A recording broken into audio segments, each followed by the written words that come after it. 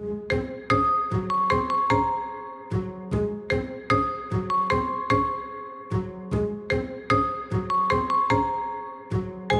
aqui é o projeto que se chama Com o Coração Saindo pela Boca.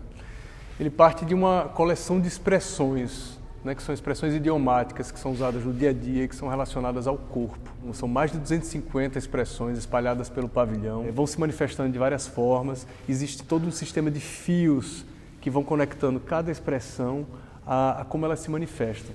São 10 esculturas, 16 fotografias. O vídeo compila, né, junta, reúne várias dessas expressões. Essas expressões, de algum jeito, elas falam quanto a linguagem, ela depende do presente para existir. A linguagem, ela depende do uso cotidiano para essas expressões estarem vivas. O projeto surgiu com 3 frases iniciais que estavam nas minhas anotações, que eram um nó na garganta, a boca do estômago, com o coração saindo pela boca.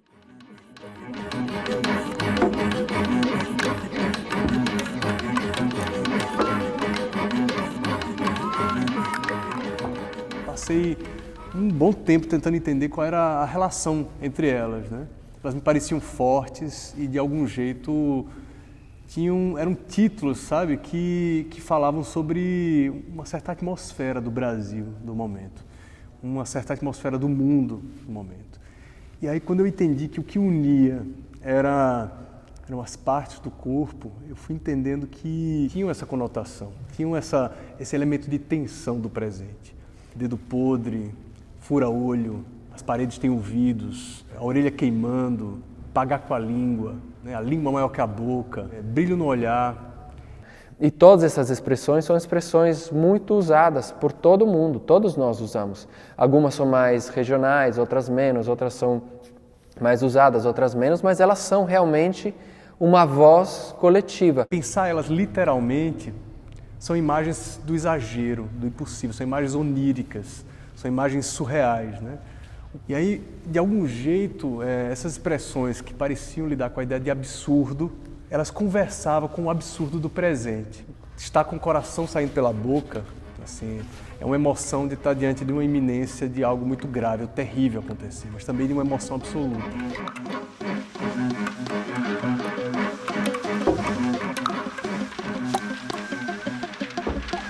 A Bienal de Veneza é a mais antiga Bienal, ela tem mais de 100 anos, aliás, ela é de 1895. Só para vocês terem uma ideia, a nossa é de 1951, então ela reinou sozinha mais de 50 anos, hoje tem quase 200, mas a combinação de Veneza, essa cidade mágica, incrível, com a tradição dessa Bienal, faz com que todo mundo da arte venha para cá ver o que está acontecendo. Para um brasileiro, para um artista brasileiro, estar aqui nesse momento é se expor para o mundo. A Bienal de Veneza mantém a tradição da representação nacional e que eu acho que dificilmente mudará, porque nesse caso a gente tem o Jardine com pavilhões construídos pelos seus respectivos países. O Brasil participa da Bienal desde os anos 50 e desde 64 tem o seu próprio pavilhão. Na inauguração desse pavilhão nós tivemos a oportunidade de ter uma mostra em homenagem a Tarsila do Amaral e o lançamento de jovens artistas brasileiros, como Maria Bonomi, Franz Weissmann, Franz Krasberg, que hoje são expressões inequívocas da capacidade artística brasileira. Nós temos a nossa casa no Jardim, o Brasil está colocado com um pavilhão próprio dentro da exposição mais importante de arte contemporânea do mundo. Isso tem um significado. Porque aqui, nos jardins da Bienal, onde está o nosso pavilhão, passam artistas, críticos, né, interessados em arte do mundo inteiro. E este é um momento único em que nós estamos dessa feita, como sempre temos estado, muito bem representados. A organização da representação brasileira em Veneza é uma parceria histórica entre o Estado brasileiro e, através dele, o Itamaraty, a Embaixada do Brasil em Roma, e a Fundação Bienal, que tem tido a delegação do Estado de organizar essa exposição.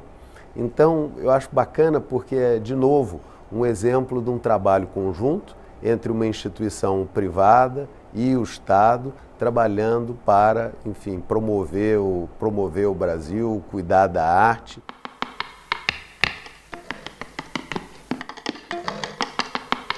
E de cara, né, o pavilhão, que é, né, esse edifício histórico, né, modernista, contrasta com duas orelhas gigantes que estão tanto na entrada quanto na saída, e o público é convidado a entrar por um ouvido e sair pelo outro, que é muito do espírito de como as coisas vêm acontecendo nas últimas décadas, nos últimos anos, nos últimos meses.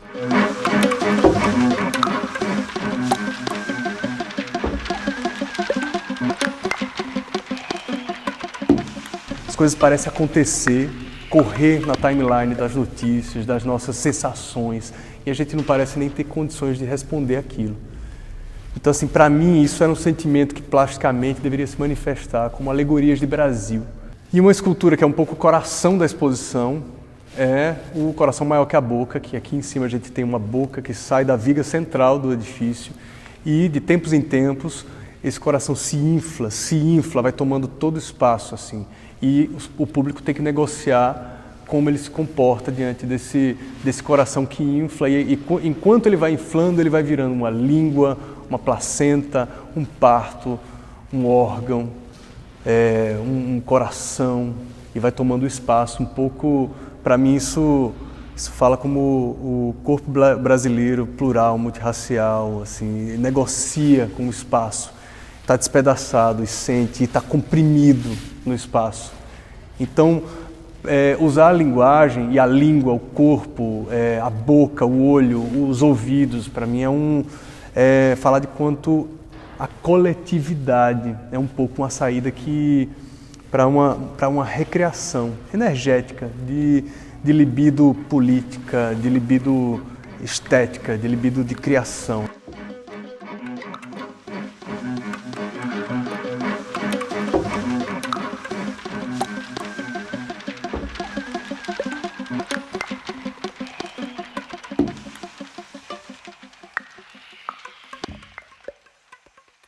Inicialmente eu pensei que trabalhar com carnavalescos do Brasil poderia ser fascinante, né? Assim, tudo se caminhou, assim, enfim, até questões do que era possível fazer, me fez, nesse primeiro momento desse projeto, trabalhar com colaborações incríveis com escultores, cenógrafos de Veneza. As duas orelhas, o dedo podre e a língua maior que a boca, o dar com a língua nos dentes, são realizadas por Carlos Bracesco, né, assim, que é um cara incrível, que colaborou e trabalhou 1 mês e meio, assim, semana a semana, na construção dessas orelhas.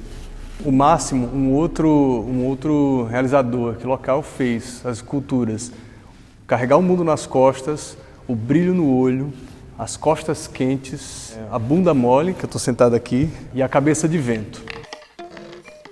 É um projeto que só faz sentido porque ele é coletivo. Isso se conecta ao que a gente estava falando antes, de como que você faz para representar o Brasil hoje em dia. A maneira como ele respondeu a isso, que tem tudo a ver com a maneira como ele trabalha sempre, eu acho que faz sentido se for um projeto que de certa forma traz uma coletividade junto. Eu acredito nessa pluralidade desse prismático, sabe, desse prisma, desse feixe que um projeto de arte ele pode acontecer, ele pode se estilhaçar em várias possibilidades e entendimentos. Mas o lugar do artista como umas antenas do futuro e o redentor de todos os traumas sociais e emocionais e históricos é um lugar falido completamente.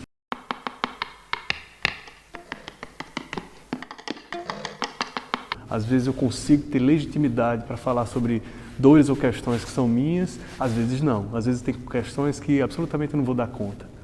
Então esse lugar do artista, que é um lugar de uma espécie de comentarista do presente, é um lugar muito pesado. Eu respondo por mim e sobre minha própria existência, e esse país é muito maior do que isso, entendeu? Então a ideia de uma representação do Brasil nesse contexto, ela é um pedaço de uma coisa muito mais complexa do que isso. Para mim é uma honra e um grande desafio estar aqui.